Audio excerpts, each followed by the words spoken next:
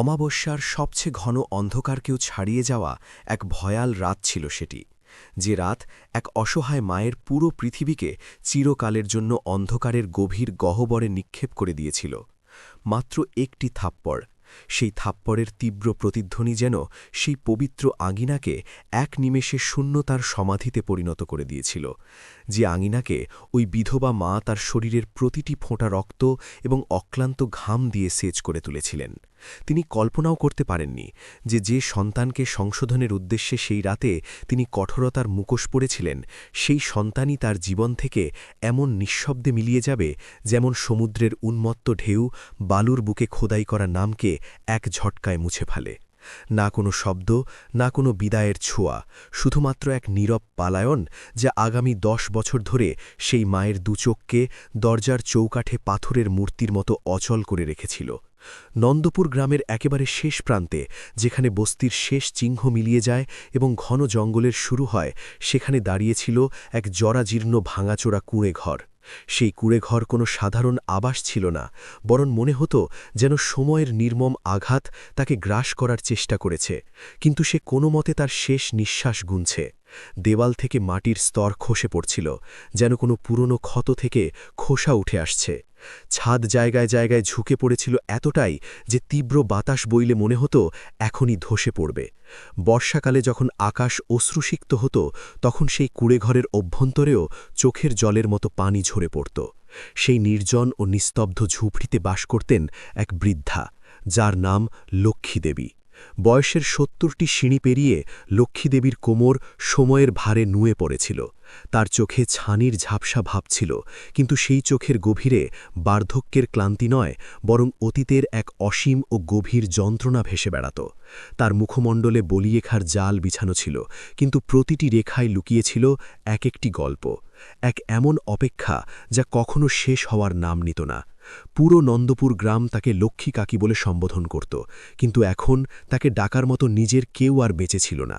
যার নামের মালা তিনি দিনরাত জপ করতেন, যার জন্য তিনি তার যৌবনকে সংগ্রামের আগুনে সমর্পণ করেছিলেন, সেই ছেলে বিক্রম আজ থেকে ঠিক 10 বছর আগে এক কালো অশুভ রাতে ঘরের দোরগোড়া অতিক্রম করে এমন চলে গিয়েছিলেন যে আর কখনো ফিরে তাকাননি।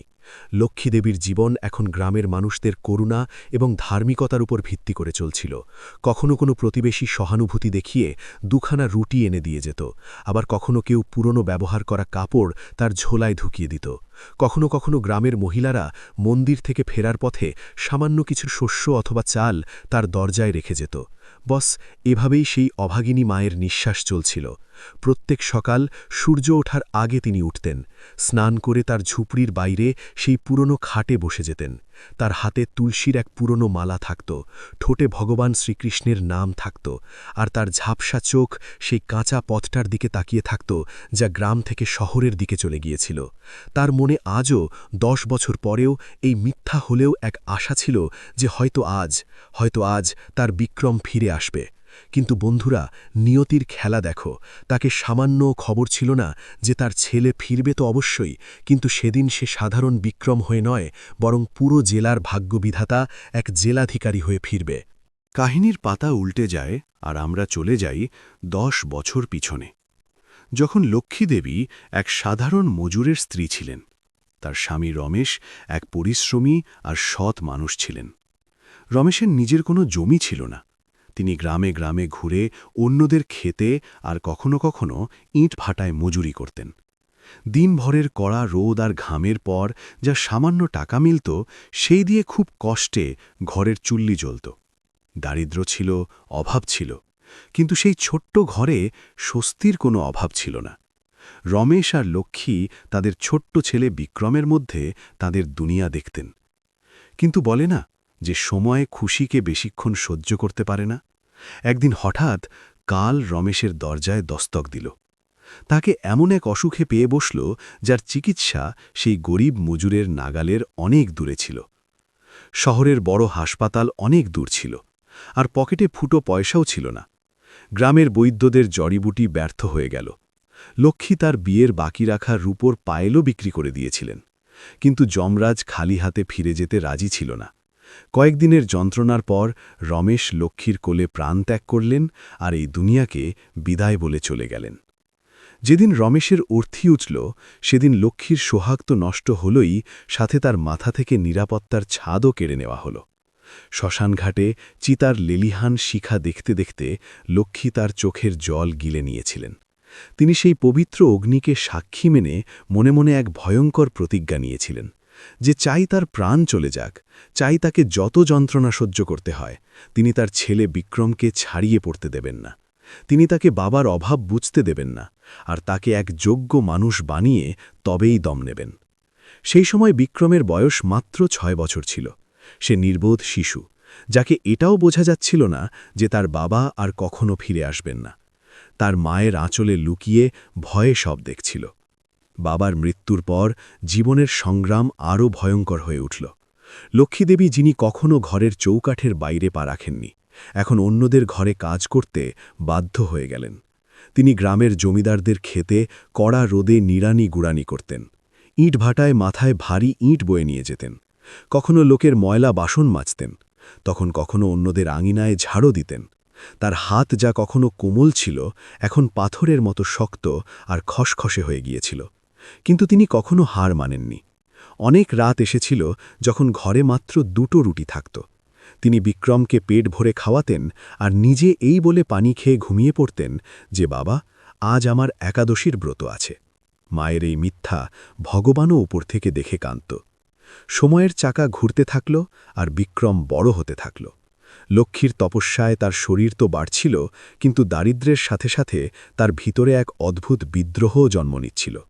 তার নিজের অবস্থার ওপর রাগ আসত, তার ছেঁড়া কাপড়ের ওপর লজ্জা আসত, গ্রামের লোকের দয়া তাকে খোঁচাত, আর সবচেয়ে বেশি রাগ আসত তার মায়ের কঠোরতার ওপর। লক্ষ্মীদেবী স্বামী চলে যাওয়ার পর আরও কঠোর হয়ে গিয়েছিলেন। তার ভয় ছিল, এক গভীর ভয়, যে কোথাও বাপ ছাড়া ছেলে খারাপ সঙ্গে পড়ে নষ্ট হয়ে না যায়। নন্দপুরের কিছু ছেলে আওয়ারা ঘুরত, জুয়া খেলত আর নেশা করত। লক্ষ্মী চাননি যে বিক্রমের ছায়াও তাদের ওপর পড়ে, তাই তিনি তাকে সবসময় বকতেন, ধমকাতেন আর বোঝাতেন। কখনো কখনো যখন বিক্রম পড়াশুনো থেকে পালাতো বা দেরি করে ঘরে ফিরত, তখন লক্ষ্মী তাকে মারতেনও। কিন্তু প্রত্যেক সেই থাপ্পড়ের পিছনে, প্রত্যেক সেই ধমকের পিছনে এক মায়ের যন্ত্রণা কাতর হৃদয় থাকত, যে তার ছেলের সোনালী ভবিষ্যতের জন্য দুনিয়ার সাথে লড়ছিলেন। তিনি জানতেন যে যদি আজ তিনি ঢিল দেন, তাহলে কাল তার ছেলে জীবনের দৌড়ে পিছিয়ে থাকবে। কিন্তু কৈশোরের দৌড়গোড়ায় দাঁড়ানো বিক্রম মায়ের এই কঠোর ভালোবাসা বুঝতে পারছিলেন না। তার কাছে মায়ের চিন্তা শিকল লাগছিল, আর মায়ের শাসন তাকে জেলের মতো মনে হচ্ছিল। সেই অশুভ দিনও এসে গেল, যা সব কিছু বদলে দিয়েছিল। বিক্রম এখন 16 বছরের হয়ে গিয়েছিলেন। তার সঙ্গ বদলে গিয়েছিল। গ্রামের কিছু বখাটে ছেলের সাথে তার ওঠা বসা শুরু হয়ে গিয়েছিল। লক্ষ্মী এটা জানতে পেরেছিলেন, আর তিনি তাকে আটকানোর সব সম্ভব চেষ্টা করছিলেন। সেই রাত খুব ভারী ছিল। বিক্রম তার বন্ধুদের সাথে গিয়েছিলেন, আর অনেক রাত পর্যন্ত ঘরে ফেরেনি। লক্ষ্মী দরজায় বসে দিয়ের শিখাকে হাওয়া থেকে বাঁচিয়ে তার অপেক্ষা করছিলেন। তার মনে অনেক অমঙ্গলের সন্দেহ জন্ম নিচ্ছিল। তখনই টলটলে পড়ে পায়ের আওয়াজ শোনা গেল। বিক্রম ঘরের আঙিনায় ঢুকলেন। তার চালে অস্থিরতা ছিল, আর তার শরীর থেকে মদের তীব্র গন্ধ আসছিল। লক্ষ্মী যেই দেখলেন, তার কলিজা মুখে চলে এলো। যে ছেলের জন্য তিনি তার জীবন ছাই করে দিয়েছিলেন, যাকে দুধ আর ঘাম দিয়ে তিনি বড় করেছিলেন, আজ সে মদের নেশায় মাতাল তার সামনে দাঁড়িয়েছিল। লক্ষ্মীর ধৈর্যের বাঁধ ভেঙে গেল। তার শরীর ক্রোধ আর দুঃখে কাঁপতে লাগল। তিনি বিক্রমের হাত ধরে তাকে ঝাঁকিয়ে চিৎকার করে উঠলেন, আরে অভাগা, এ কি অবস্থা করেছিস তুই? এই দিনের জন্যই কি আমি আমার পেট কেটে তোকে পালন করেছিলাম? তোর বাবা শ্মশানে যেতে যেতে আমাকে এটাই দেখার জন্য ছেড়ে গিয়েছিলেন? বিক্রম নেশায় ছিলেন। তার চোখে লজ্জার জায়গায় এক অদ্ভুত ধৃষ্টতা ছিল। তিনি মায়ের হাত ছুঁড়ে ফেলে দিলেন আর টলটলে পড়ে জিভে কিছু উল্টাপাল্টা বিড়বিড় করলেন। এটা দেখে লক্ষ্মীর সংযম উত্তর দিল। এক নীরবতাকে চিড়ে একটা আওয়াজ এলো, চটাক। লক্ষ্মী তার পুরো শক্তিতে বিক্রমের গালে এক জোরদার থাপ্পড় মেরে দিলেন। সেই থাপ্পড় এত জোরে ছিল যে বিক্রমের পা টলমল করে গেল। লক্ষ্মীর চোখ থেকে চোখের জলের ধারা বয়ে গেল, আর তিনি কড়া গলায় বললেন, বেরিয়ে যা আমার ঘর থেকে। যদি তোকে এসবই করতে হয়, তাহলে তুই আমার ছেলে বলে ডাকার যোগ্য নস। আজ তুই আমার কোলকে লজ্জিত করে দিয়েছিস বিক্রম। মরে গেলে তুই জন্মের সময়ই তো আমাকে আজ এই দিন দেখতে হতো না।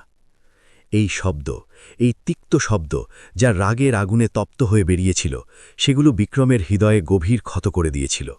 তিনি কিছু বললেন না, তিনি কোনো উত্তর দিলেন না, না কোনো ব্যাখ্যা দিলেন। তিনি চুপচাপ তার নিচু মাথা নিয়ে ঝুপড়ির অর্ধকার কোণে চলে গেলেন। লক্ষ্মীর মনে হল যে হয়তো তার ধমকের প্রভাব হয়েছে, আর এখন তিনি ঘুমিয়ে পড়বেন। মায়ের হৃদয় ছিল। রাগ শান্ত হতেই নরম হয়ে গেল। তিনি ভিতরে গেলেন, বিক্রমের মাথার কাছে সামান্য পানি রাখলেন, আর নিজে মাটিতে চাটাই বিছিয়ে শুয়ে পড়লেন। তার মনে হল যে সকালে যখন বিক্রমের নেশা কাটবে, তখন তিনি তাকে ভালোবেসে বুঝিয়ে দেবেন। কিন্তু নিয়তি অন্য কিছু লিখে রেখেছিল। লক্ষ্মীর চোখের জল আর ক্লান্তিতে তাড়াতাড়ি বন্ধ হয়ে গেল। রাত প্রায় 2টো বাজবে। চারদিকে নীরবতা ছিল, শুধু দূরে কোথাও কুকুরের ডাকের আওয়াজ আসছিল। বিক্রম উঠলেন। তার নেশা এখন কেটে গিয়েছিল, কিন্তু মায়ের বলা শব্দ, মরে গেলে তুই, তার কানে গলিত সীসার মতো গুঞ্জন করছিল। তার আত্মসম্মান, তার কিশোর মন সেই আঘাত সহ্য করতে পারল না। তিনি অন্ধকারেই তার কিছু কাপড় গুছিয়ে নিলেন। সেগুলি এক পুরনো চাদরে বেঁধে এক পুটলি বানালেন। তিনি একবার ঘুমন্ত মায়ের দিকে তাকালেন। লক্ষ্মী ঘুমের মধ্যেও অস্থির লাগছিলেন। বিক্রমের চোখের জল এলো, কিন্তু তিনি সেগুলো মুছে ফেললেন। তিনি মনে মনে সিদ্ধান্ত নিয়েছিলেন যে এখন তিনি এই ঘরে, এই গ্রামে কখনো ফিরবেন না। তিনি ধীরে ধীরে কোনো আওয়াজ না করে দরজা খুললেন। ঠান্ডা হাওয়ার এক ঝাপটা ভিতরে এলো। বিক্রম চৌকাঠের ধুলো কপালে লাগিয়ে অন্ধকার রাতের নীরবতায় অদৃশ্য হয়ে গেলেন। পরের সকালে যখন পাখির কলরবে লক্ষ্মীর চোখ খুলল, তখন তার দৃষ্টি সবার আগে বিক্রমের খাটের দিকে গেল। খাট খালি ছিল। তার মনে হল যে হয়তো সকাল সকাল ক্ষেতের দিকে গিয়েছে, অথবা লজ্জায় কোথাও বসে আছে। লক্ষ্মী উঠলেন, তিনি চুল্লি জ্বালালেন আর বিক্রমের জন্য চা বানাতে লাগলেন। কিন্তু যেমন যেমন সূর্য উঠতে লাগল, লক্ষ্মীর অস্থিরতা বাড়তে লাগল। দুপুর হয়ে গেল, কিন্তু বিক্রম ফিরলেন না। এখন লক্ষ্মীর হৃদয় কোনো অঘটনের আশঙ্কায় বসে যেতে লাগল। তিনি পাগলের মতো গ্রামে বেরিয়ে পড়লেন। তিনি প্রত্যেক সেই জায়গা তন্ন তন্ন করে খুঁজলেন যেখানে বিক্রম যেতে পারতেন। তিনি তার বন্ধুদের জিজ্ঞাসা করলেন, কিন্তু কারো কাছে কিছু জানা ছিল না। তিনি দৌড়ে খেতে গেলেন। সেখানেও নীরবতা ছিল। তিনি গ্রামের পুরনো মন্দিরের সিঁড়িতে পড়ে গেলেন আর ভগবানের সামনে কাকুতি মিনতি করতে লাগলেন। হে প্রভু, আমার সন্তানের রক্ষা করো। আমার রাগ মিথ্যা ছিল, আমার ভালোবাসা সত্যি ছিল, তাকে ফিরিয়ে পাঠাও। সন্ধ্যা নামতে নামতে লক্ষ্মীর অবস্থা অর্ধ পাগলের মতো হয়ে গেল। তিনি থানায় গেলেন, পুলিশের হাত পা জোড় করলেন, গ্রামের প্রধানের কাছে আবেদন করলেন, প্রত্যেক আত্মীয়ের কাছে খবর পাঠালেন। কিন্তু বিক্রমের কোথাও কোনো খোঁজ মিলল না।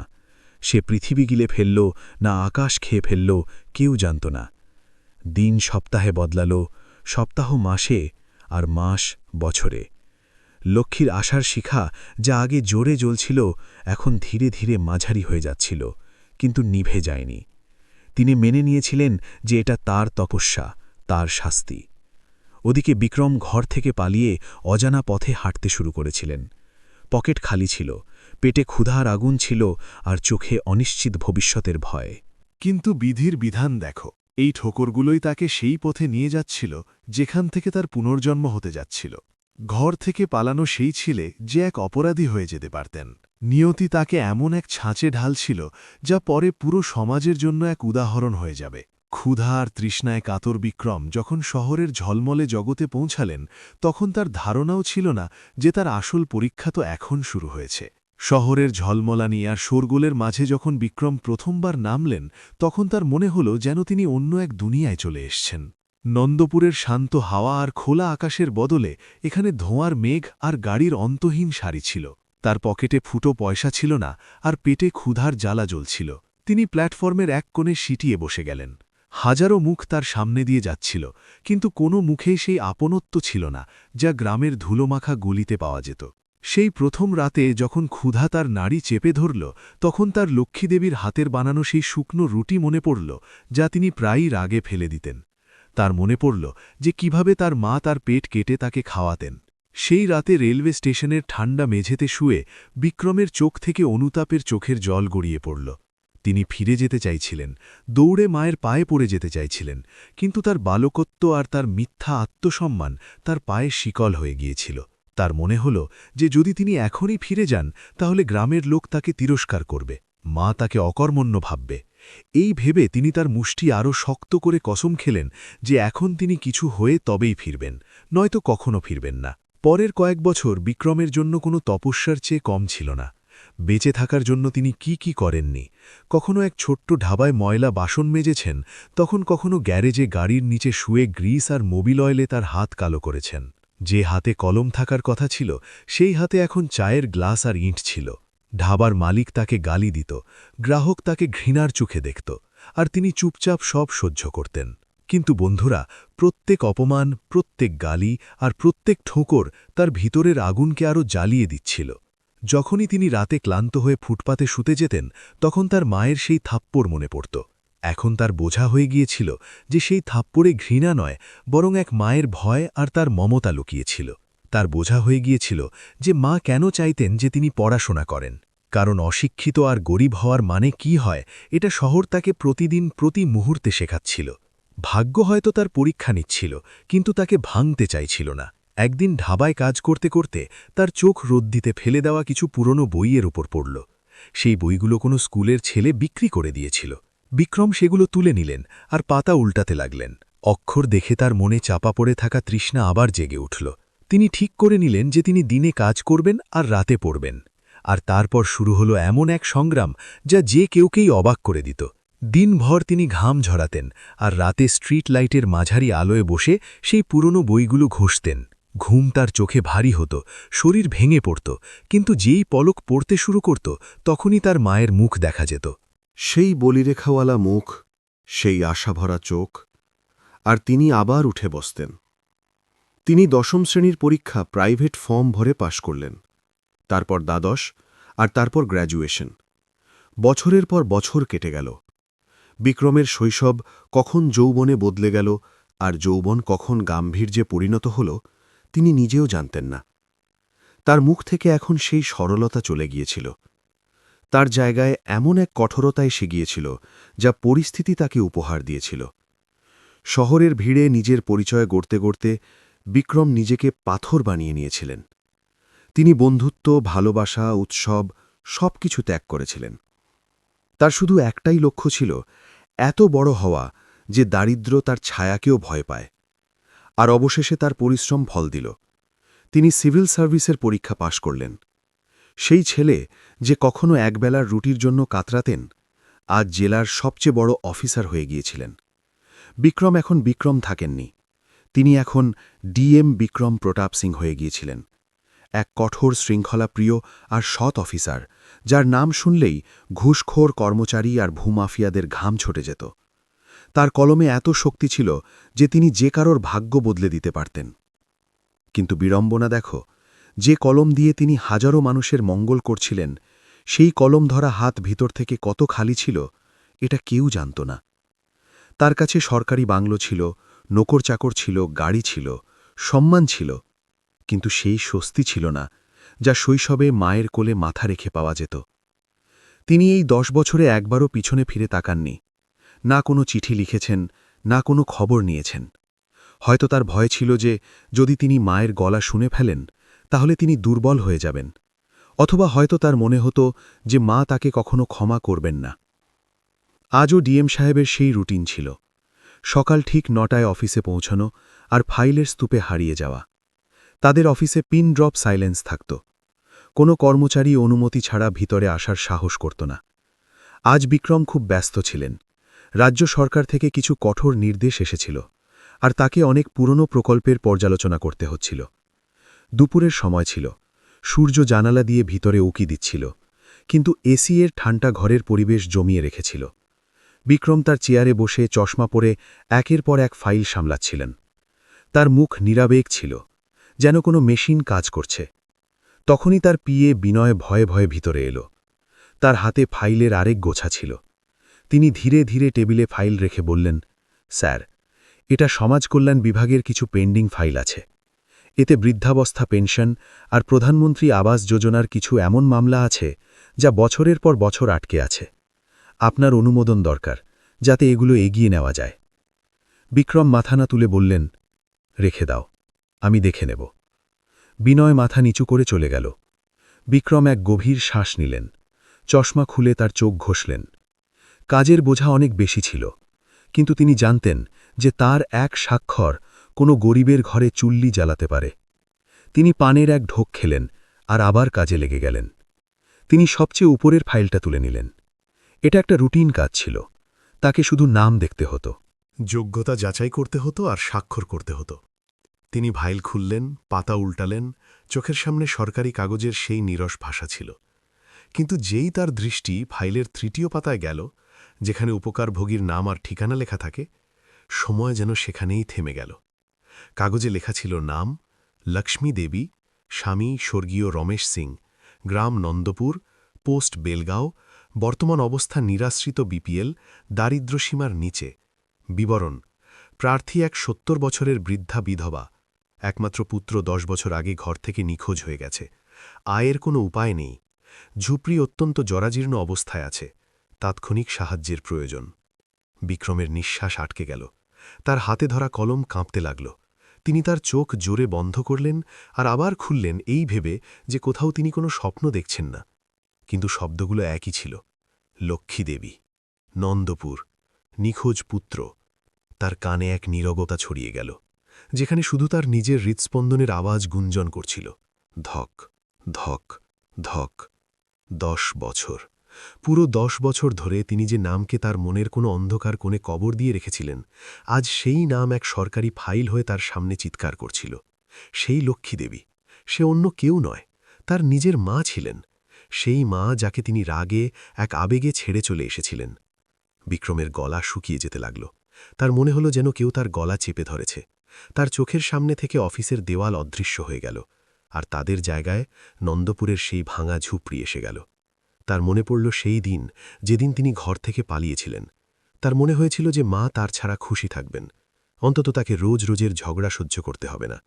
তিনি ভেবেছিলেন যে মা তো শক্তিশালী, তিনি বেঁচে যাবেন।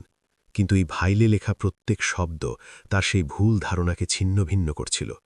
নিরাশ্রিত, অর্থাৎ তার কোনো সাহারা ছিল না। অত্যন্ত জরাজীর্ণ ঝুপড়ি, অর্থাৎ তিনি আজও সেই ভাঙা ঘরে থাকছেন। পুত্র নিখোঁজ, অর্থাৎ মা তাকে মৃত মনে করেননি, তিনি আজও তাকে নিখোঁজ মেনে তার অপেক্ষা করছিলেন। এক অদ্ভুত ঘাবড়ানি বিক্রমকে ঘিরে ধরল, তার দম বন্ধ হয়ে যেতে লাগল। তিনি কলারের বোতাম খুললেন, এসি চলা সত্ত্বেও তার কপালে ঘামের ফোঁটা জলজল করছিল। তিনি তার নিজের চেয়ারে, তার নিজের অফিসে এক অপরাধীর মতো অনুভব করছিলেন। তিনি ডিএম ছিলেন, জেলার মালিক ছিলেন, লক্ষ লক্ষ মানুষের ভাগ্য বিধাতা ছিলেন। কিন্তু বাস্তবে তিনি এক ভগড়া ছিলেন, এক এমন ছেলে যে তার মাকে বুড়ো বয়সে দরজায় দরজায় ঠোকর খাওয়ার জন্য ছেড়ে দিয়েছিলেন। ফাইলে পড়া এক ফোঁটা স্যাঁকে একটু ছড়িয়ে দিল। বিক্রম দেখলেন সেটা তার নিজের চোখের জল ছিল। তিনি কঠোর অফিসার যে কখনো কাঁদতেন না, আজ এক কাগজের টুকরো দেখে ভেঙে পড়েছিলেন। তার শরীর চেয়ারে ধসে পড়তে লাগল। তিনি কাঁপতে কাঁপতে ইন্টারকম তুলে নিলেন আর ঘণ্টি বাজালেন। তার হাত এত কাঁপছিল যে দুবার তার থেকে বোতামই চাপা যায়নি। ওদিক থেকে পিয়ের আওয়াজ এলো, ইয়েস স্যার। বিক্রম কথা বলার চেষ্টা করলেন, কিন্তু আওয়াজ গলায় আটকে গেল। তিনি কেশে গলা পরিষ্কার করলেন, কিন্তু আওয়াজ তবুও ভারী হয়ে বেরোল। বিনয়, জি স্যার। এই যে ফাইলটা তুমি এইমাত্র দিয়েছ, লক্ষ্মী দেবীর। জি স্যার, সেই নন্দপুরেরটা। স্যার, খুব পুরনো মামলা, প্রধান অনেকবার লিখে দিয়েছে, কিন্তু ফান্ডের অভাব বলে প্রতিবার ফাইল আটকে যেত। বুড়ি খুব বিপদে আছে স্যার, শোনা যায় যে দেখতেও কম পায় এখন। তো আপনি বললে তো রিজেক্ট করে দিই। রিজেক্ট? বিক্রমের আওয়াজ হঠাৎ জোরে হয়ে গেল, এতটা জোরে যে তিনি নিজেই চমকে গেলেন। না না, রিজেক্ট করতে হবে না। তিনি নিজেকে সামলালেন। তিনি চাননি যে কারো জানা যাক যে তিনি সেই বুড়িকে চেনেন। তিনি গভীর শ্বাস নিলেন আর তার অফিসারের কঠোর আওয়াজ ফিরিয়ে আনার চেষ্টা করলেন, কিন্তু ব্যর্থ হলেন। বিনয়, আমাকে এই কেসের পুরো ডিটেল দরকার, এক্ষুনি। আর গাড়ি তৈরি করাও, আমি নিজে সেখানে যাব। নিজে স্যার? বিনয় অবাক হয়েছিলেন। স্যার, এটা তো খুব ছোট মামলা, আমি ভিডিও সাহেবকে বলে দেই, তিনি দেখে নেবেন। আপনি কেন চিন্তা করবেন? আমি বলেছি না গাড়ি তৈরি করো। বিক্রম প্রায় চিৎকার করে উঠিলেন। আর শোনো, গাড়িতে লালবাতি হবে না, কোনো সাইরেন নয়, কোনো পুলিশ এসকর্ট নয়, আর কাউকে খবর দিও না যে আমি কোথায় যাচ্ছি। এটা আমার ব্যক্তিগত সফর, বুঝেছ? বিনয় ঘাবড়ে গেল। জি স্যার, একদম স্যার, 5 মিনিটে গাড়ি পটিকয় হবে। ফোন রেখে বিক্রম 2 হাতে তার মাথা চেপে ধরলেন। তার টেবিলে মায়ের ফাইল খোলা পড়েছিল। ফাইলে লাগানো পাসপোর্ট সাইজ ফটো ঝাপসা ছিল। হয়তো রেশন কার্ড থেকে তোলা হয়েছিল, কিন্তু সেই ঝাপসা ছবিতেও বিক্রমকে মায়ের চোখের যন্ত্রণা স্পষ্ট দেখা যাচ্ছিল। সেই চোখ যেন তার কাছে প্রশ্ন করছিল, কোথায় চলে গিয়েছিলি তুই? আমার মমতায় কোনো কমতি ছিল? দেখ, তোর অপেক্ষা করতে করতে আমি কি হয়ে গিয়েছি। বিক্রম উঠে দাঁড়ালেন। তার পা ভারী হয়ে যাচ্ছিল। তিনি জানতেন যে আজ তাকে তার জীবনের সবচেয়ে কঠিন পরীক্ষার মুখোমুখি হতে হবে। ইউপিএসসির পরীক্ষা, দাঙ্গা নিয়ন্ত্রণ করা, বড় বড় নেতাদের সাথে লড়াই, এসব খুব সহজ ছিল। কিন্তু সেই মায়ের মুখোমুখি হওয়া, যার জীবন তিনি নরকে পরিণত করেছিলেন, এই ভেবেই তার আত্মা কাঁপছিল। তিনি কি মুখ নিয়ে যাবেন? কি বলবেন? মা কি তাকে চিনবেও? 10 বছর অনেক হয়। মুখ বদলে গেছে, মর্যাদা বদলে গেছে। কোথাও মা তাকে চিনতে অস্বীকার করে দেয় তো? কিন্তু যেতে তো হতোই। এখন আর এক মুহূর্ত দেরি তাকে নিজের প্রতি ঘৃণায় ভরে দিচ্ছিল। বিক্রম তার কোট তুলে নিলেন, ফাইলকে তার বুকে জড়িয়ে নিলেন যেন সেটা কোনো মূল্যবান ধন, আর দ্রুত পায়ে অফিস থেকে বেরিয়ে গেলেন। গলিতে দাঁড়ানো কর্মচারীরা তাকে স্যালিউট করছিল, কিন্তু বিক্রমের কিছু দেখা যাচ্ছিল না। তার চোখের সামনে শুধু এক দৃশ্য ছিল, নন্দপুরের সেই শেষ ঝোপড়ি আর তার বাইরে বসা এক বুড়ি মা। গাড়িতে বসতেই তিনি ড্রাইভারকে বললেন, নন্দপুর চলো, আর গাড়ি জোরে চালাও। ড্রাইভার মিররে সাহেবের মুখ দেখল। সেটা লাল ছিল, চোখ ফোলা ছিল। ড্রাইভার বুঝে গেল যে ব্যাপার গুরুতর। তিনি কিছু না জিজ্ঞাসা করে অ্যাক্সিলেটরে পা চেপে দিলেন। গাড়ি শহরের সীমানা পিছনে ফেলে গ্রামের দিকে ছুটতে লাগল। জানালা দিয়ে পিছনে ছুটে যাওয়া গাছ, ক্ষেত আর খলিয়ান বিক্রমকে মনে করিয়ে দিচ্ছিল যে তিনি তার শিকড়ের দিকে ফিরে যাচ্ছেন। কিন্তু এই ফেলা খুশির নয়, প্রায়শ্চিত্তের ছিল। তার হৃদয়ে জড়ি জড়ি ধরফর করছিল। প্রত্যেক মাইল তাকে তার মায়ের কাছে নিয়ে যাচ্ছিল, আর সাথে সাথে তার অপরাধ বোধকেও গভীর করছিল। তিনি ভাবছিলেন যে কাশ তিনি সেই রাতে পালাননি, কাশ তিনি মায়ের ধমকের অর্থ বুঝতেন। আজ তার কাছে সবকিছু আছে, কিন্তু সেই সময়কে তিনি ফিরিয়ে আনতে পারবেন না যা তিনি মায়ের কাছ থেকে কেড়ে নিয়েছিলেন। সূর্য ঢলে পড়ছিল, আকাশে কমলা আর বেগুনি রং ছড়িয়ে পড়েছিল। রন্দপুরের কাঁচা রাস্তায় ধুলো উড়িয়ে গাড়ি এগিয়ে চলছিল। বিক্রমের মুষ্টি বন্ধ ছিল। তিনি মনে মনে প্রার্থনা করছিলেন, হে মহাদেব, শুধু মা সুস্থ স্বাভাবিক থাকুক। শুধু একবার তাদের চরণে পড়ার সুযোগ দাও, তারপর চাই তার প্রাণ নিয়ে নাও। গাড়ি গ্রামের মুখে পৌঁছাল। সেই পুরনো বটগাছ, সেই তালাও, সেই মন্দিরের ঘণ্টার আওয়াজ, সবকিছু একই ছিল। শুধু যদি কিছু বদলেছিল, তাহলে সেটা ছিল বিক্রম। তিনি এখন সেই 16 বছরের পালিয়ে যাওয়া ছেলে ছিলেন না, কিন্তু ভেতর থেকে তিনি আজও ততটাই ভয় পেয়েছিলেন। তিনি ড্রাইভারকে ইশারা করলেন, গাড়ি এখানেই থামাও। কিন্তু সাহেব, গ্রাম তো এখনো সামনে। ড্রাইভার বলল, আমি বলেছি থামাও, বিক্রম বললেন, আর দরজা খুলে নিচে নেমে গেলেন। তিনি তার টাই আলগা করলেন, কোট খুলে সিটে ছুঁড়ে দিলেন, আর হাতা উপরে গুটিয়ে নিলেন। তিনি চাননি যে কোনো অফিসার তার আর তার মায়ের মাঝে আসুক। তিনি পায়ে হেঁটেই গ্রামের পথে হাঁটতে লাগলেন। তার জুতো ধুলোয় মাখা হয়ে যাচ্ছিল, কিন্তু তার পরোয়া ছিল না। তার পা নিজে নিজে সেই দিকে উঠছিল যা তার হৃদয় কখনো ভোলেনি, গ্রামের সেই শেষ প্রান্ত যেখানে তার দুনিয়া বাস করত। যেমন যেমন তিনি ঝুপড়ির কাছে পৌঁছাচ্ছিলেন, তার গলা শুকিয়ে যাচ্ছিল। আর তারপর তাকে সেটা দেখা গেল, সেই ঝুপড়ি যা এখন আগের চেয়েও বেশি ঝুঁকে গিয়েছিল, যেন পৃথিবীতে মিশে যেতে চায়। আর তার বাইরে এক পুরনো ভাঙা খাটে এক আকৃতি বসেছিল, এক ছায়া যা সময়ের সাথে ঝাপসা হয়ে গিয়েছিল। বিক্রমের পা থেমে গেল, তার নিঃশ্বাস যেন গলায় আটকে গেল। তিনি কি প্রস্তুত ছিলেন? তিনি কি সেই যন্ত্রণার মুখোমুখি হওয়ার জন্য প্রস্তুত ছিলেন যা সেই বুড়ি মায়ের চোখে 10 বছর ধরে জমা ছিল? কিন্তু এখন ফিরে যাওয়ার কোনো পথ ছিল না।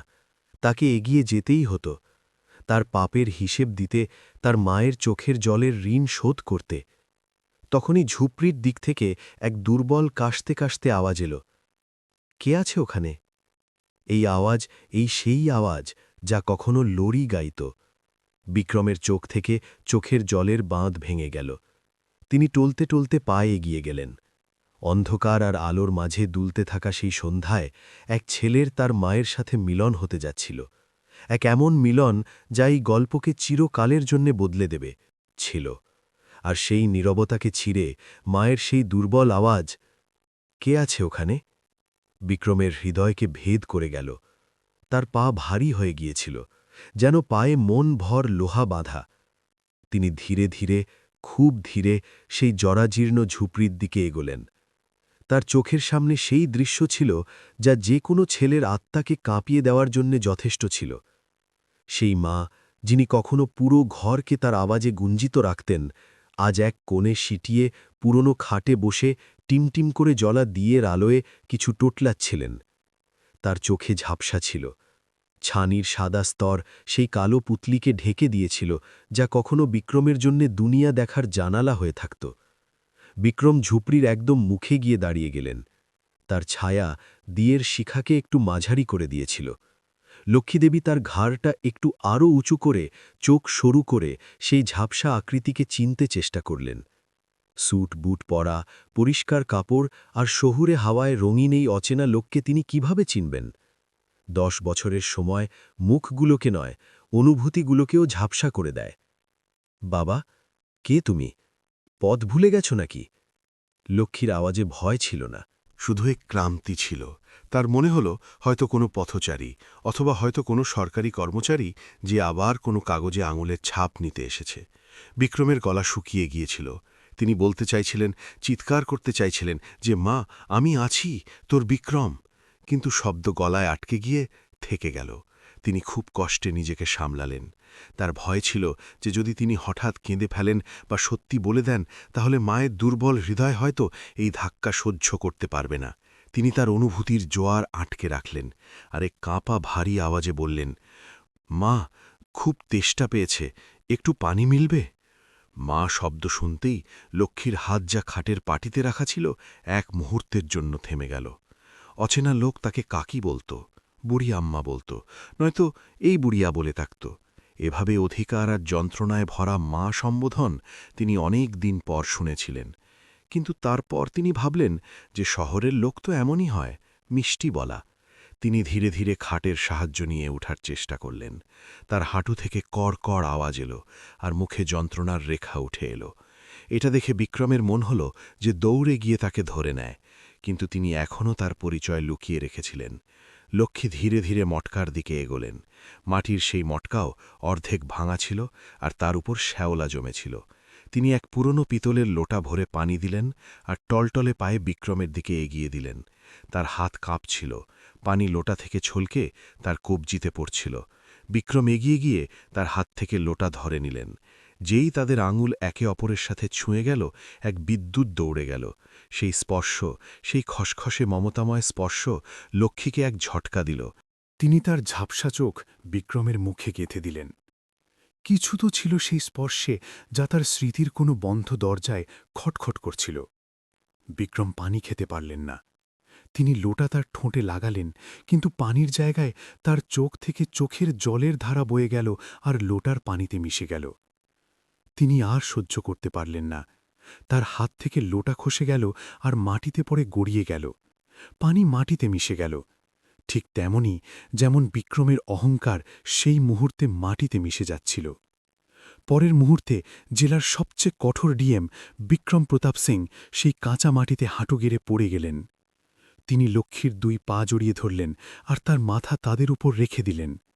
তিনি ফুপিয়ে ফুপিয়ে কাঁদতে লাগলেন, এক শিশুর মতো, এক নির্বোধ শিশুর মতো যার খেলনা হারিয়ে গেছে।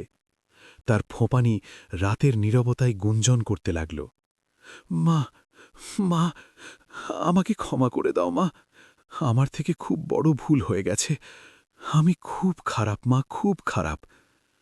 লক্ষ্মী স্তব্ধ হয়ে গেলেন। তিনি বুঝতে পারছিলেন না যে এই বড় সাহেব তার পায়ে পড়ে কেন কাঁদছেন। কিন্তু সেই কান্নার আওয়াজে, সেই মা ডাকার সুরে তার কাছে এক চীনা গুঞ্জন শোনা গেল। 10 বছর আগে এক 16 বছরের ছেলেও কখনো কখনো তার জেদ মেটানোর জন্য এমনই কাঁদতেন। লক্ষ্মীর হৃদয়ে জোরে জোরে ধরফর করতে লাগল। এটা কি সম্ভব? ঈশ্বর কি এত দয়ালু হতে পারে? তিনি কাঁপতে কাঁপতে নিচে ঝুঁকে থাকা বিক্রমের মাথা টোটলালেন, তার চুলে আঙুল চালালেন। তারপর তিনি বিক্রমের মুখ ওপরে তুললেন। অন্ধকারেও মায়ের মমতা সেই মুখ পড়ে নিয়েছিল যা দুনিয়া পড়তে পারেনি। তিনি কাঁপা আওয়াজে অবিশ্বাস আর আশার ঘূর্ণিতে ডুবে উঠতে উঠতে জিজ্ঞাসা করলেন, বিক্রম, আমার বিক্রমা। বিক্রম চোখের জলে ভেজা মুখ নিয়ে মাথা নাড়লেন। হ্যাঁ মা, আমি আছি, তোর বিক্রম, তোর অযোগ্য ছেলে ফিরে এসেছে মা। এটা শুনতেই লক্ষ্মীর গলা থেকে এমন এক চিৎকার বেরিয়ে এলো যা সেখানে উপস্থিত প্রত্যেক কণাকে কাঁপিয়ে দিয়েছিল। সেটা খুশির চিৎকার ছিল নাকি যন্ত্রণার বলা যায় না। তুই জীবিত আছিস, তুই সত্যি জীবিত আছিস। তিনি পাগলের মতো তার মুখ চুমু খেতে লাগলেন, কখনো তার কাঁধ তটলাচ্ছিলেন, কখনো তার বুকে মাথা রেখে হৃৎস্পন্দন শুনছিলেন। আরে ও রামজি, আরে ও কানহাইয়া, তুই আমার কথা শুনেছিস, আমার লাল ফিরে এসেছে। তিনি তাকে মারতে লাগলেন, দুর্বল হাতে তার পিঠে ঘুষি বর্ষণ করতে লাগলেন। কোথায় মরে গিয়েছিলি তুই? 10 বছর তুই আমাকে যন্ত্রণা দিয়েছিস, একবারও আমার কথা মনে পড়েনি? আমি রোজ এই পথ দেখতাম, রোজ ভাবতাম যে আজ আমার বিক্রম আসবে। তুই এত নিষ্ঠুর কিভাবে হয়ে গেলি রে? মারতে মারতে তিনি তাকে তার বুকে জড়িয়ে কাঁদতে লাগলেন। তার পুরো শরীর কাঁপছিল, চোখের জলের স্রোত থামার নাম নিচ্ছিল না। বিক্রমও মায়ের গলায় জড়িয়ে কাঁদতে থাকলেন। তার দামি স্যুট মায়ের চোখের জল আর নাক থেকে ভিজে যাচ্ছিল। কিন্তু সেই মুহূর্তে তার কাছে দুনিয়ার সবচেয়ে মূল্যবান পোশাক সেটাই মনে হচ্ছিল। মা, আমি ভয় পেয়ে গিয়েছিলাম। আমার মনে হয়েছিল তুই আমাকে কখনো ক্ষমা করবি না। আমার মনে হয়েছিল তুই আমাকে ঘৃণা করিস। পাগল, নিরেট পাগল হয়েছিস তুই। লক্ষ্মী ফুপিয়ে বললেন, মায়ের হৃদয় কখনো ছেলের প্রতি ঘৃণা করতে পারে? তুই চাই দুনিয়ার যে কোনো কোণে চলে যা, আমার দোয়া তোর সাথে ছিল। কিন্তু তুই আমাকে শাস্তি খুব বড় দিয়েছিস বাবা, খুব বড় শাস্তি দিয়েছিস। এই মা ছেলের মিলনের আওয়াজ শুনে আশেপাশের ঝুপড়িতে হইচই হতে লাগল। রাতের সময় ছিল, কিন্তু কান্না আর চিৎকারের আওয়াজ শুনে গ্রামের লোক তাদের লণ্ঠন আর টর্চ নিয়ে দৌড়ে এলো। আরে, লক্ষ্মী কাকির ঘরে কি হয়েছে? কোনো চোর ডাকাত তো আসেনি? লোক বিড়বিড় করতে করতে সেখানে জড়ো হতে লাগল। দেখতে দেখতে ঝুপড়ির বাইরে এক ছোট ভিড় জমে গেল। প্রধানজি, যারা কাছেই থাকতেন, তারাও লাঠি ঠেকিয়ে এসে পৌঁছলেন। গ্রামবাসীরা দেখলেন যে লক্ষ্মী কাকির পায়ে কোনো শহুরে বাবু জড়িয়ে কাঁদছে, আর কাকি তাকে তার বাহুতে এমন জড়িয়ে ধরে আছে যেন কেউ তার হারানো সম্পদ ফিরে পেয়েছে। কেউ টর্চের আলো বিক্রমের মুখে ফেলল। আলো পড়তেই বিক্রম তার চোখ পিটপিট করলেন আর ধীরে ধীরে উঠে দাঁড়ালেন। তিনি তার চোখের জলে ভেজা চোখ মুছে ভিড়ের দিকে তাকালেন। গ্রামের এক বৃদ্ধ, যিনি বিক্রমকে ছোটবেলা থেকে চিনতেন, একটু সামনে এসে চোখ বড় করে দেখতে লাগলেন। আরে, এ তো রণেশের ছেলে বিক্রম লাগছে। তিনি অবাক হয়ে বললেন। ভিড়ে ফিসফিসানি শুরু হয়ে গেল। বিক্রম, সেই যে পালিয়ে গিয়েছিল? আরে হ্যাঁ, এ তো সেই। কিন্তু দেখো তো, সঠিক কেমন রাজাবাবু হয়ে ফিরেছে। কাপড় দেখো, জুতো দেখো, নিশ্চয়ই শহরে কোনো বড় কাজ করে। প্রধানজি সামনে এগিয়ে এসে জিজ্ঞাসা করলেন, বাবা, তুমি বিক্রম তো? লক্ষ্মীর ছেলে বিক্রম প্রধানজির পা ছুঁয়ে বললেন, হ্যাঁ কাকা, আমি বিক্রম। আপনাদের সবার কাছে ক্ষমা চাইছি যে এত রাতে আপনাদের বিরক্ত করলাম। তখনই ভিড়ের পিছন থেকে এক আওয়াজ এলো, আরে, এ তো সেই সাহেব যিনি আজ গাড়িতে এসেছিলেন। আমি দেখেছিলাম, বড় সরকারি গাড়ি ছিল, কিন্তু লাল বাতি ছিল না। কেউ জিজ্ঞাসা করল, বাবা, শহরে কি করো? কোনো বড় চাকরি লেগেছে নাকি? বিক্রম একবার তার মায়ের দিকে তাকালেন, যিনি তাকে গর্ব আর স্নেহ দিয়ে দেখছিলেন। তারপর তিনি ভিড়ের দিকে তাকিয়ে এক গভীর শ্বাস নিলেন। তার মনে হল যে এখন সত্যি বলার সময় এসেছে। তিনি তার পিঠ সোজা করে সেই আওয়াজে বললেন, যেখানে এখন এক ছেলের বিনয়ের সাথে সাথে এক অফিসারের আত্মবিশ্বাসও ছিল, কাকা, আমি এই জেলার ডিএম, ডিস্ট্রিক্ট ম্যাজিস্ট্রেট। এক মুহূর্তের জন্য সেখানে নীরবতা ছড়িয়ে গেল, এমন নীরবতা যে শুকনো পাতা পড়ার আওয়াজও শোনা যায়। গ্রামবাসীরা একে অপরের মুখ দেখতে লাগলেন। ডিএম, জেলার সবচেয়ে বড় হাকিম, এই বিক্রম যে কাল পর্যন্ত খালি পায়ে এই গলিতে কঞ্চি খেলত, যে বিক্রমকে তার মা থাপ্পড় মেরে তাড়িয়ে দিয়েছিলেন। কারও বিশ্বাস হচ্ছিল না।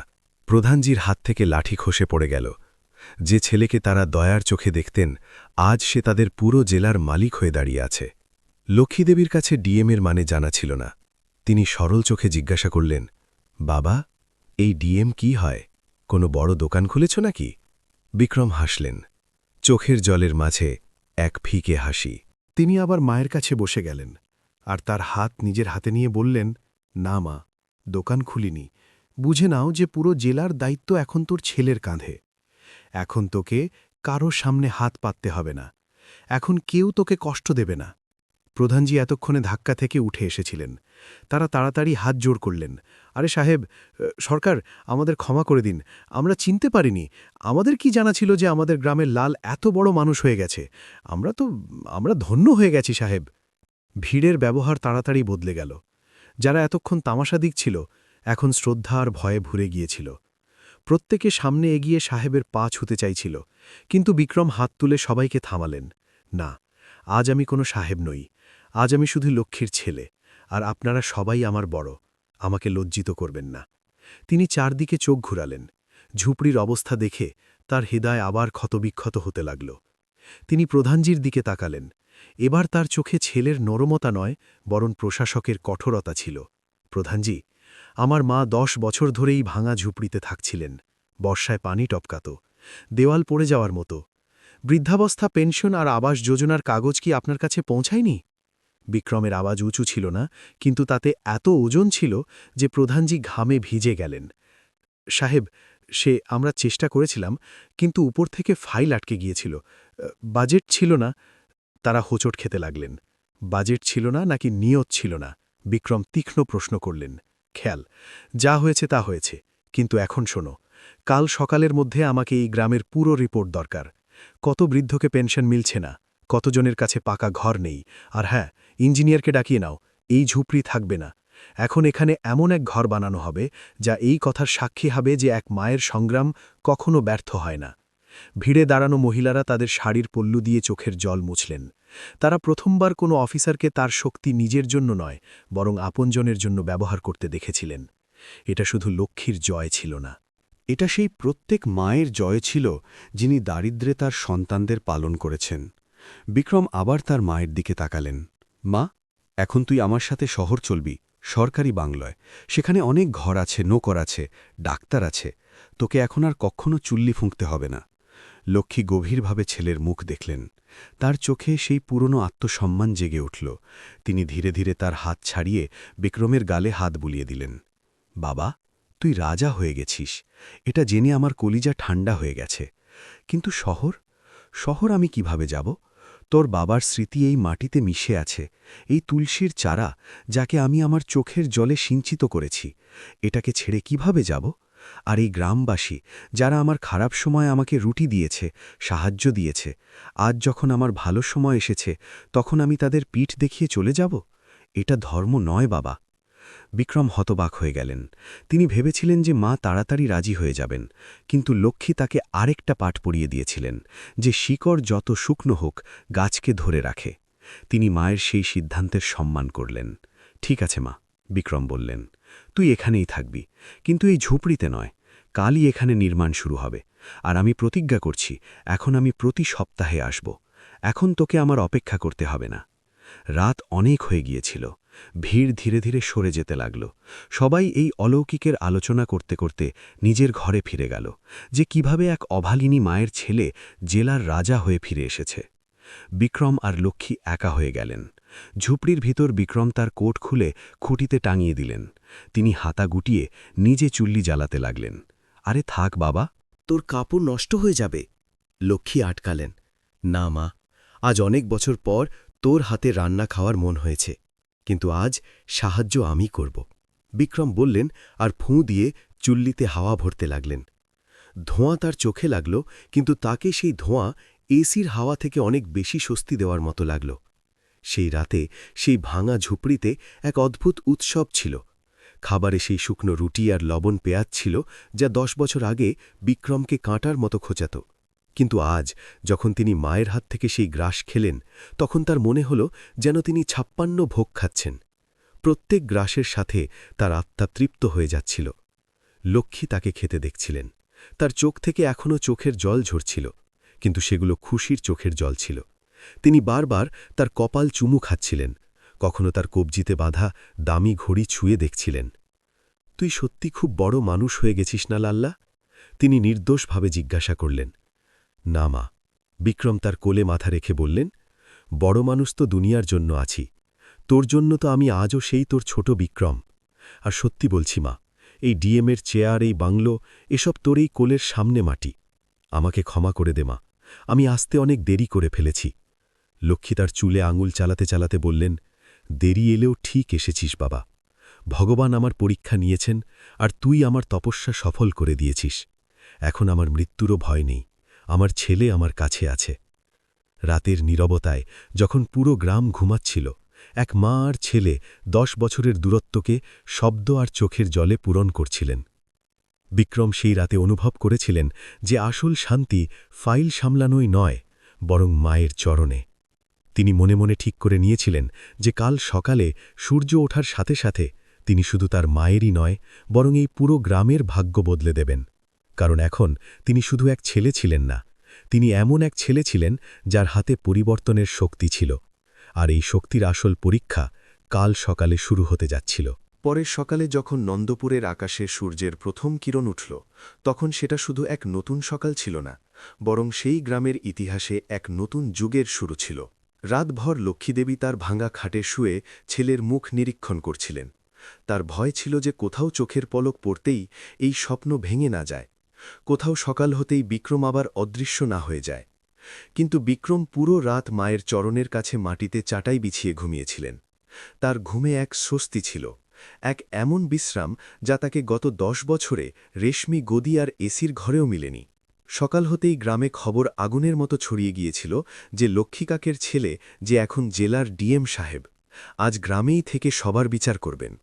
যারা কাল পর্যন্ত সেই ঝুপড়ির পাশ দিয়ে নাক সিটকে যেতেন, আজ সেই লোক সকাল সকাল লোটাভর দুধ, তাজা সবজি আর না জানি কি কি নিয়ে কাকি ও কাকি ডাকতে দরজায় দাঁড়িয়েছিলেন। সময়ের চাকা ঘুরে গিয়েছিল। কাল পর্যন্ত যে বুড়ি গ্রামের জন্য এক বোঝা ছিল, আজ তিনি গ্রামের সবচেয়ে সম্মানিত মহিলা হয়ে গিয়েছিলেন। বিক্রম তাড়াতাড়ি উঠে গেলেন। তিনি হ্যান্ডপাম্পের ঠান্ডা পানি দিয়ে স্নান করলেন। গায়ে সেই সাধারণ কুর্তা পাজামা ছিল যা তিনি রাতে পরে এসছিলেন। তিনি সবার আগে ঘরের আঙিনায় লাগানো শুকনো তুলসীর চারায় জল দিলেন আর সূর্য প্রণাম করলেন। এই সংস্কার, এই মাটির গন্ধ তাকে মনে করিয়ে দিচ্ছিল যে তিনি কে। কিছুক্ষণের মধ্যে সরকারি গাড়ির কাফেলা গ্রামে ঢুকতে লাগল। সাইরেনের আওয়াজ ছিল না, কিন্তু গাড়ির ধাক্কা বলছিল যে প্রশাসন গ্রামে নেমে এসছে। তহসিলদার, বিডিও, লেখপাল, থানাদার, পুরো আমলা সেখানে উপস্থিত ছিল। তাদের মুখে আতঙ্ক উঠছিল।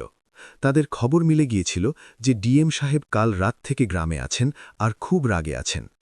সবাই ভয় পাচ্ছিল যে না জানি আজ কার উপর গাছ পড়বে। বিক্রম ঝুপড়ির বাইরেই এক পুরনো চেয়ার পেতে বসে গেলেন। কোনো তামঝাম নয়, কোনো মঞ্চ নয়। তিনি তার অধীনস্থ অফিসারদের ইশারা করলেন। তারা সব সারি হয়ে মাথা নিচু করে দাঁড়িয়ে গেলেন। গ্রামবাসীরাও একদিকে ভয়ে দাঁড়িয়েছিলেন। তাদের বিশ্বাস হচ্ছিল না যে যাদের অফিসে ঢোকার জন্য তাদের মাসের পর মাস চক্কর কাটতে হয়, সেই অফিসার আজ রোদে দাঁড়িয়ে কাঁপছেন। বিক্রম সবার আগে ভিডিওকে ডাকলেন। তার আওয়াজ শান্ত ছিল, কিন্তু সেই শান্তিতে ঝড় লুকিয়েছিল। শর্মাজি, এই বলুন, এই গ্রামে কত বিধবা আর বৃদ্ধ মহিলা আছে? ভিডিও কাঁপতে কাঁপতে ফাইল খুললেন। জি স্যার, প্রায় 35। আর কতজনকে পেনশন মিলছে? বিক্রম সোজা প্রশ্ন ছুড়ে দিলেন। জি স্যার, সে 15 জনকে মিলছে, বাকিদের কাগজ অসম্পূর্ণ, বাজেটের ইস্যু ছিল। বিক্রম টেবিলে জোরে ঘুষি মারলেন। বাজেটের ইস্যু নাকি আপনাদের নিয়তের ইস্যু? আমার মা 10 বছর ধরে এখানে ক্ষুধার্ত ঘুমাচ্ছিলেন, তখন আপনাদের বাজেট মনে পড়েনি? যদি আজ সন্ধ্যার মধ্যে, আমি দ্বিতীয়বার বলছি, আজ সন্ধ্যার মধ্যে এই গ্রামের প্রত্যেক যোগ্য মহিলার পেনশন চালু না হয়, তাহলে কাল আপনি আপনার চেয়ারে বসবেন না। আমি কাগজ নয়, কাজ চাই, আর সেটাও এখনই। ভিডিওর ঘাম ছুটে গেল। জি স্যার, এখনই হয়ে যাবে স্যার, আমি নিজে দেখব। তিনি উল্টো পায়ে দৌড়ালেন। এরপর বিক্রম লেখপালকে ডাকলেন। গ্রামের এক কোণে এক গরিব কৃষক হাত জোড় করে দাঁড়িয়েছিলেন। তার জমিতে গ্রামেরই এক বাহুবলী জবর দখল করে রেখেছিলেন। তিনি অনেকবার তহসিলের চক্কর কেটেছিলেন, কিন্তু কোনো শুনানি হয়নি। বিক্রম সেই কৃষককে কাছে ডাকলেন। কাকা, আপনার সমস্যা কি? কৃষক কেঁদে বললেন, হুজুর, আমার 2 বিঘা জমি ছিল, ঠাকুররা জোর করে দখল করে নিয়েছে, এখন আমার কাছে খাওয়ারও নেই। পটোয়ারি সাহেবও তাদের কথা শোনে। বিক্রম লেখপালের চোখে চোখ রেখে দেখলেন। লেখপাল চোখ মেলাতে পারলেন না। বিক্রম বুঝে গেলেন। তিনি তাড়াতাড়ি থানাদারকে আদেশ দিলেন, এক্ষুনি যান, এই মুহূর্তে আর সেই জমির মাপযোগ করান। যদি দখল অবৈধ হয় তাহলে বুলডোজার ডেকে আনুন আর দখল সরান। আর হ্যাঁ, যারা দখল করেছে তাদের বিরুদ্ধে সরকারি জমি হড়প করা আর গরিবকে কষ্ট দেওয়ার মামলা রুজু করুন। আর লেখপালজি, আপনি সাসপেন্ড। তদন্ত শেষ না হওয়া পর্যন্ত ঘরে বসে থাকুন। পুরো গ্রামে নীরবতা ছড়িয়ে গেল। লোক তাদের চোখের উপর বিশ্বাস করতে পারছিলেন না। যে ন্যায়ের জন্য তারা বছরের পর বছর কাতরাচ্ছিলেন, সেটা আজ তাদের দরজায় দাঁড়িয়ে। এটা রামরাজ্যের মতো দৃশ্য ছিল। এক ছেলে তার শক্তির ব্যবহার তার অহংকারের জন্য নয়, বরং অন্যদের চোখের জল মোছার জন্য করছেন। লক্ষ্মীদেবী ঝুপড়ির ভেতর থেকে এসব দেখছিলেন। তার বুক গর্বে চওড়া হয়ে গিয়েছিল। তার মনে হয়েছিল যে তার বিক্রম এখন শুধু তার ছেলে নয়, তিনি ভগবানের পাঠানো কোনো দূত হয়ে গেছেন। তিনি টলতে টলতে পায়ে বাইরে এলেন, হাতে এক গ্লাস পানি ছিল। বাবা, একটু পানি খেয়ে নাও, গলা শুকিয়ে গেছে তোর, তিনি মমতা দিয়ে বললেন। বিক্রম তাড়াতাড়ি চেয়ার ছেড়ে মায়ের হাত থেকে গ্লাস নিলেন আর তাকে সবার সামনে নিজের কাছে বসালেন। তিনি অফিসারদের দিকে তাকিয়ে বললেন, দেখছেন আপনারা, এটা আমার মা, আর এই গ্রামের প্রত্যেক বৃদ্ধ মহিলা আমার মায়ের মতো। যদি কেউ তাদের সম্মানে আঘাত করে তাহলে তাকে আমি আমার ব্যক্তিগত শত্রু মনে করব। দুপুর হতে হতে গ্রামের নকশা বদলাতে লাগল। ইঞ্জিনিয়ারদের টিম ঝুপড়ির জায়গায় মাপযোগ শুরু করে দিয়েছিল। বিক্রম স্পষ্ট নির্দেশ দিয়েছিলেন যে এখানে এক পাকা ঘর হবে, কিন্তু তাতে মন্দিরের মতো স্বস্তি থাকবে। ঘর এমন হবে যেখানে আমার মায়ের পূজার ঘর সবচেয়ে সুন্দর হবে, আর এক বড় বারান্দা হবে যেখানে গ্রামের মহিলারা এসে বসতে পারে। তিনি ইঞ্জিনিয়ারকে বললেন, সেই দিন গ্রামে বিদ্যুতের খুঁটি পোতার কাজ শুরু হয়ে গেল। যে ডিসপেন্সারিতে কখনো ডাক্তার আসত না, সেখানে আজ সিএমও নিজে ওষুধের স্তূপ নিয়ে পৌঁছালেন। প্রাইমারি স্কুলের মাস্টার সাহেব, যারা প্রায়ই অনুপস্থিত থাকতেন, আজ সময়ের আগে বাচ্চাদের পড়াতে দেখা গেল। এসব একজন মানুষের ভয় নয়, বরং এক ছেলের প্রায়শ্চিত্ত থেকে হচ্ছিল। সন্ধ্যায় যখন সূর্য ঢলতে লাগল, বিক্রম মায়ের কাছে এলেন। তার মুখ ক্লান্ত ছিল, কিন্তু চোখে এক অদ্ভুত চমক ছিল। তিনি মায়ের হাঁটুতে মাথা রেখে বললেন, মা, আজ আমি যা যা করেছি তোর কি ভালো লেগেছে? আমি কি আমার পাপের কিছুটা প্রায়শ্চিত্ত করেছি? লক্ষ্মী তার চুলে আঙুল চালালেন। তার চোখ থেকে খুশির চোখের জল পড়ছিল। বাবা, তুই আজ যা করেছিস সেটা কোনো রাজাও করতে পারে না। তুই শুধু হুকুম দাওনি, তুই ন্যায় করেছিস। আজ আমার মনে হয়েছে যে আমার কোল সফল হয়েছে। তোর বাবা যেখানেই থাকুক আজ খুব খুশি হবেন। বিক্রম মায়ের হাত নিজের হাতে নিলেন। মা, এখন ঘরের কাজ শুরু হয়ে গেছে। 2 মাসে বানিয়ে তৈরি হয়ে যাবে। ততক্ষণ তোকে আমার সাথে শহর যেতে হবে। আমি তোকে এখানে ধুলো আর মাটিতে ফেলে রাখতে পারব না। কিন্তু লক্ষ্মী আবার মাথা নাড়লেন। তার জেদ অটল ছিল। না লাল্লা, আমি কোথাও যাব না। এই ধুলো মাটি নয়, এটা আমার জীবন। আমি পাশের মন্দিরের ধর্মশালায় থাকব যতক্ষণ ঘর বাঁধছে, কিন্তু এই গ্রামের সীমা পেরোব না। তুই যা, তোর কর্তব্য পালন কর। তোর কাজ এখনও শেষ হয়নি। তোকে আরও অনেক লক্ষ্মীদের চোখের জল মুছতে হবে। বিক্রম বুঝে গেলেন যে মাকে মানানো কঠিন, আর হয়তো তিনি ঠিকও ছিলেন। তার শিকড় এখানেই। তিনি মায়ের সিদ্ধান্তের সম্মান করলেন। তিনি গ্রামের প্রধান আর কিছু দায়িত্বশীল লোককে ডেকে মায়ের দায়িত্ব তাদের সঁপে দিলেন। প্রধানজি, আমার মা এখন আপনাদের দায়িত্ব। যতক্ষণ না আমি ফিরে আসি তাদের কোনো অসুবিধে হবে না। প্রধানজি হাত জোড় করে প্রতিজ্ঞা দিলেন। বিদায়ের সময় এসে গিয়েছিল। গাড়ি তৈরি ছিল। ড্রাইভার দরজা খুলে রেখেছিল। বিক্রম ঝুঁকে মায়ের চরণ স্পর্শ করলেন। তিনি সেই মাটিকেও কপালে লাগালেন যা তার শৈশবের সাক্ষী ছিল। মা, আমি যাচ্ছি, কিন্তু প্রতিজ্ঞা করছি এখন প্রতি মাসে আসব।